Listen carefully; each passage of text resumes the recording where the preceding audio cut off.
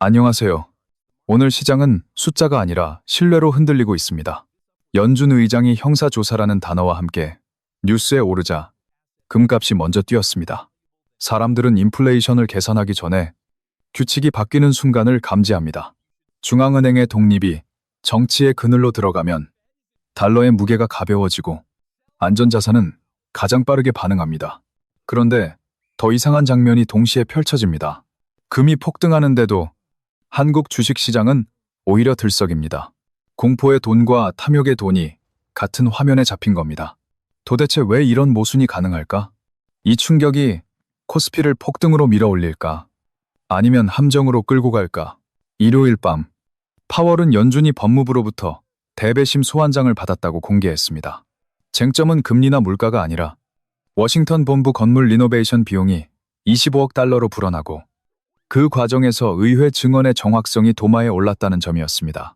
파월은 이것이 금리를 더 빨리 내리라고 압박하기 위한 구실이라고 주장했고, 트럼프는 그동안 공개적으로 금리 인하를 요구해왔습니다. 그 다음 날, 시장은 즉시 가격으로 대답했습니다.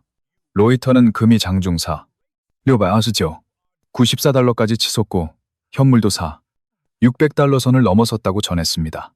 달러는 흔들렸고 사람들은 연준의 독립이 흔들리는 장면을 리스크 프리미엄으로 환산하기 시작했습니다. 여기서 중요한 건 이 사건이 단순한 스캔들이 아니라는 겁니다. 연준은 세계의 기준금리를 정하는 기관이고 그 수장의 신뢰는 달러라는 시스템 자체의 신뢰와 연결됩니다. 그래서 금은 인플레이션 숫자를 기다리지 않고 먼저 뛰었습니다. 규칙이 바뀌는 순간에는 계산이 아니라 본능이 돈을 움직입니다. 그런데 같은 시간대에 더 낯선 장면이 겹칩니다. 한국 증시는 공포가 아니라 기대의 표정으로 반응하고 있습니다. KBS는 코스피가 장 초반 639, 89로 출발해서 652, 54까지 치솟으며 이전 장중 최고치를 넘어섰다고 전했습니다. 금이 폭등하는 화면과 코스피가 신고가를 찍는 화면이 같은 날 나란히 뜬 겁니다. 이 모순이 오늘 영상의 중심입니다. 연준 수장이 흔들리면 보통은 위험 자산이 움츠러듭니다. 그런데 왜 코스피는 오히려 올라가는가? 이 상승이 진짜 폭등의 시작인가? 아니면 불안 위에서 춤추는 착시인가? 답은 하나가 아니라 세 갈래로 나뉩니다. 첫째, 미국 금리 경로가 바뀔 때 한국의 수출 대형주와 반도체가 어떻게 재평가되는가? 둘째, 달러와 원화가 흔들릴 때 외국인 자금은 한국을 안전지대로 보지 않는데도 왜 들어오는가? 셋째, 금이 오른 이유가 공포라면 주식이 오른 이유는 무엇인가?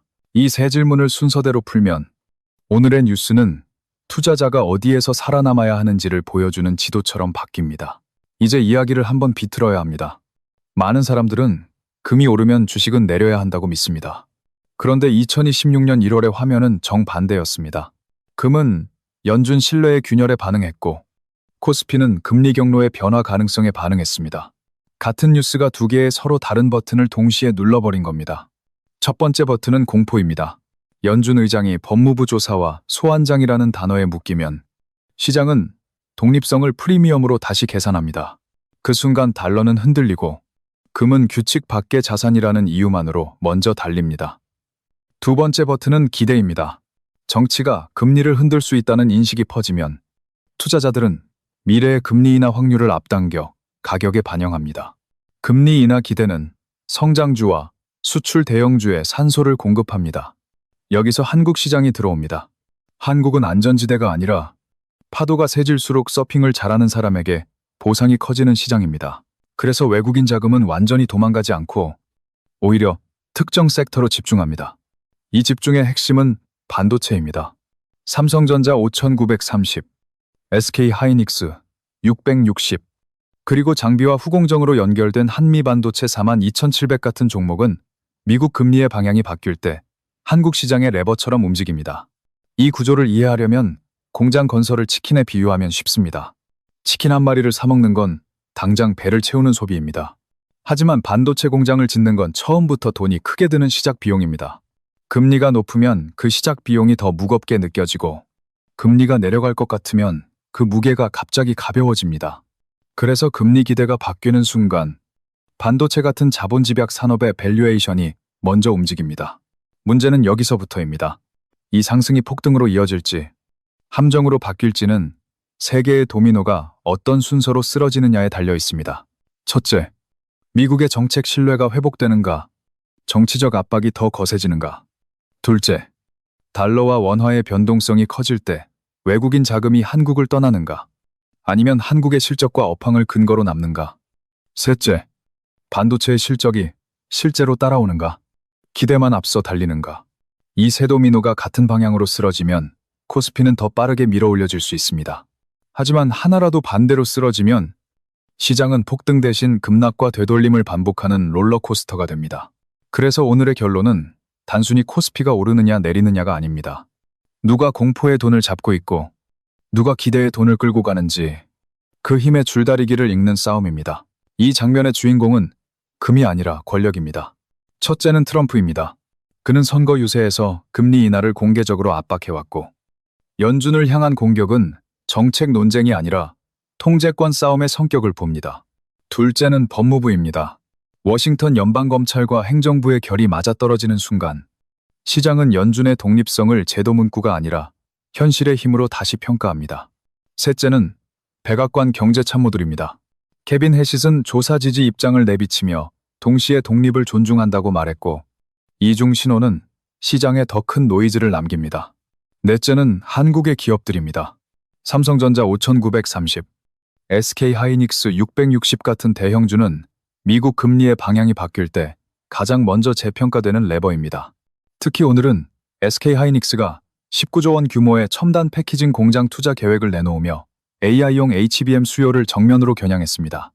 이건 단순한 투자 뉴스가 아니라 한국 증시가 왜 상승의 논리를 붙잡고 있는지 보여주는 증거입니다. 이제 코스피가 폭등으로 이어질지 판단하려면 세 가지 시나리오를 머릿속에 겹쳐야 합니다. 시나리오 하나는 진정입니다. 조사 뉴스가 더 커지지 않고 연준이 통제력을 유지하며 금리 경로가 완만한 인하 쪽으로 정리되는 경우입니다. 이때 코스피는 반도체와 수출 대형주 중심으로 상승 탄력이 붙고 외국인 자금도 섹터 단위로 들어올 수 있습니다. 시나리오 둘은 장기화입니다. 조사 이슈가 계속 확대되고 달러와 금리가 하루에도 여러 번 방향을 바꾸며 변동성이 상수로 굳어지는 경우입니다. 이때 코스피는 지수가 폭등하기보다는 반도체가 끌고 올렸다가 차익 실현이 눌러버리는 롤러코스터가 반복됩니다. 시나리오 셋은 정치화의 고착입니다. 시장이 연준을 정책기관이 아니라 정치 전장의 한 축으로 보기 시작하는 경우입니다. 그 순간 금은 더 오래 강해지고 위험 자산은 선택적으로만 살아남습니다. 코스피는 안전지대가 아니기 때문에 폭등이라는 단어가 매력적으로 들릴수록 오히려 리스크 관리가 더 중요해집니다. 결론은 하나입니다. 오늘의 상승을 믿을지 말지는 뉴스의 크기가 아니라 세 시나리오 중 어느 방향으로 권력이 움직이는지를 보는 싸움입니다. 이제 투자자의 생존 체크리스트로 들어갑니다. 오늘 같은 뉴스장에서는 방향을 맞히는 사람보다 먼저 살아남는 사람이 결국 수익을 가져갑니다. 첫째, 금이 오르는 이유를 먼저 분류해야 합니다. 공포로 오르는 금이면 지수 전체를 믿지 말고 섹터별로 나눠봐야 합니다. 기대가 붙은 금이면 금리 경로가 꺾이는지 확인하고 성장주와 수출주의 재평가가 가능한지 따져야 합니다. 둘째, 원달러 변동성을 체크해야 합니다. 환율이 흔들리면 외국인 자금은 한국을 안전지대로 보지 않기 때문에 하루 수급이 완전히 뒤집힐 수 있습니다. 셋째, 코스피가 오를 때 누가 올리는지 봐야 합니다. 개인이 올리는 장은 쉽게 꺾이고 외국인과 기관이 동시에 끌어올리는 장은 더 오래 갑니다. 넷째, 반도체는 기대가 가장 빠르게 반영되는 섹터라서 실적이 따라오지 않으면 되돌림도 가장 빠릅니다. 그래서 종목을 고를 때는 이야기보다 숫자를 붙잡아야 합니다. 여기서부터는 이름과 티커로 정리합니다. 오늘 환경에서 상대적으로 수혜 가능성이 큰 축은 AI와 반도체입니다. 삼성전자 5,930, SK하이닉스 660, 한미반도체 42,700은 금리 기대가 내려갈 때 가장 먼저 반응하는 레버입니다. 수출 대형주 축에서는 현대차 5,380, 기아 270이 환율 환경에 따라 탄력이 붙을 수 있습니다. 배당과 방어 축에서는 시장이 흔들릴수록 현금 흐름을 평가받는 금융과 통신이 유리할 수 있습니다. 신한지주 5만 5,550, KB금융 10만 5,560 같은 금융주는 금리 경로가 급격히 무너지지 않는 조건에서 재평가 여지가 생깁니다. 반대로 오늘의 리스크 축도 명확합니다. 첫째, 단기 과열 테마입니다. 금이 폭등하고 뉴스가 불안할수록 사람들은 짧은 서사를 찾고 그 서사는 종종 고점에서 끝납니다. 둘째, 달러 부채가 부담인 기업과 업종입니다. 환율이 흔들리면 비용이 갑자기 무거워집니다. 셋째, 금리 민감도가 높은 고밸류 성장주 중 실적이 약한 종목입니다. 금리 기대가 한번 꺾였다가 되돌아가면 가장 크게 흔들립니다. 마지막으로 포지션 규칙 하나만 남깁니다.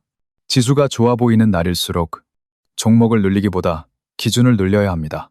손절 기준, 분할 매수 기준, 뉴스가 반대로 나올 때의 행동 규칙을 먼저 적어두면 폭등이 와도 공포가 와도 흔들리지 않습니다. 여기서부터는 시장의 표정이 아니라 생활의 체감으로 내려가야 합니다. 연준 의장 조사 뉴스는 월가의 이야기처럼 보이지만 한국에서 그것은 세 가지 통로로 현실을 때립니다. 첫째는 환율입니다. 달러가 흔들리면 원화는 더 크게 흔들릴 수 있고 그 순간 수입 물가는 조용히 올라옵니다. 기름값과 원자재, 사료, 곡물처럼 일상에 스며든 비용들이 환율의 파도 위에서 움직입니다. 치킨 한 마리의 가격이 오르는 이유가 당만의 문제가 아니라 사료와 물류와 전기요금의 합이라는 것을 우리는 이미 경험했습니다. 환율은 그 모든 비용의 스위치가 될 수 있습니다. 둘째는 금리입니다. 시장이 금리 인하를 앞당겨 기대하면 자산 가격은 먼저 반응하지만 가계가 느끼는 금리는 더 느리게 움직입니다. 특히 대출이 많은 가정에서는 기대보다 고정된 이자 부담이 먼저 남습니다. 그래서 뉴스가 금리를 내릴 것처럼 말할수록 실제 가계는 당장 숨이 트이기보다 변동성의 스트레스를 먼저 받습니다. 셋째는 기업 투자와 고용입니다. 반도체 공장 투자 계획이 커질수록 장기적으로는 일자리와 수출에 힘이 될 수 있지만 단기적으로는 주가가 먼저 달리고 실물은 나중에 따라옵니다. 이 시간차가 바로 시장의 함정이 됩니다. 사람들은 주가 상승을 보고 소비를 늘리거나 대출을 더 당겨 쓰거나 한 번만 더 타보자고 판단하기 쉽습니다. 그런데 변동성이 큰 국면에서는 그 한 번이 계단이 아니라 미끄럼틀이 될 수 있습니다. 오늘의 뉴스는 그래서 두 개의 시간을 동시에 요구합니다. 하나는 시장 시간입니다. 시장 시간에서는 금리 기대가 바뀌면 가격이 즉시 움직입니다. 다른 하나는 생활 시간입니다.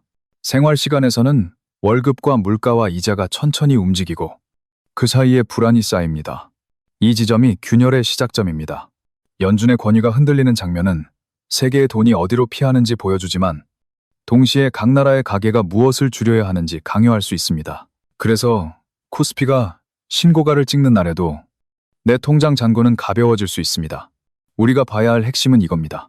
폭등이 아니라 어떤 통로로 내 삶이 영향을 받는지, 그리고 그 영향이 커지기 전에 어떤 선택을 해야 하는지입니다. 투자에서 가장 비싼 비용은 손실이 아니라 규칙 없이 결정하는 순간에 생깁니다. 오늘 이야기를 한 문장으로 정리하면 이렇습니다.